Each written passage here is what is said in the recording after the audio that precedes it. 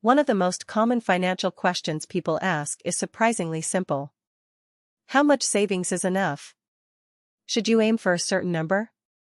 A certain number of months? A certain percentage of income? The answer depends on a few factors, but there are some simple guidelines that can help you understand where you stand and what direction to move in. Savings provide financial flexibility. They give you the ability to handle unexpected expenses. They reduce reliance on debt.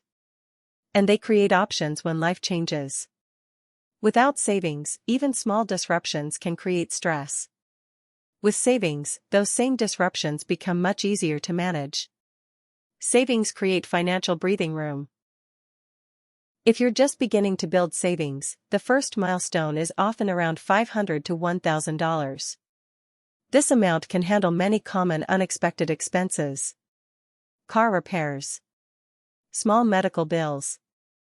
Household repairs. This first layer of savings acts as an initial financial buffer. It prevents many emergencies from turning into debt. After that first milestone, many financial experts suggest building savings equal to 3 to 6 months of essential expenses.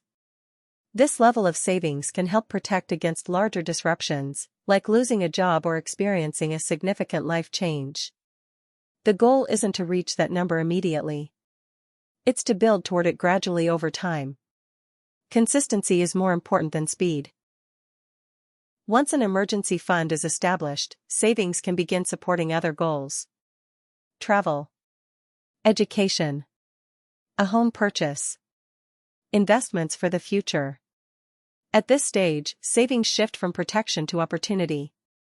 Money set aside creates the ability to pursue the things that matter most to you.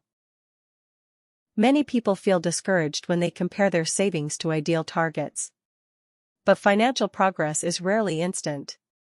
Small, consistent contributions often matter far more than large deposits made occasionally. Even modest savings habits can create meaningful financial stability over time. What matters most is the direction you're moving. Savings don't need to reach a perfect number overnight. They grow step by step. First with a small emergency buffer. Then with a larger safety cushion. And eventually with savings that support long-term goals. If you'd like a worksheet that helps organize your financial numbers and track your savings progress, you can download the Financial Reset Kit at readthebrief.co. In the next video, we'll explore something many people want to improve: how to start saving even when money feels tight.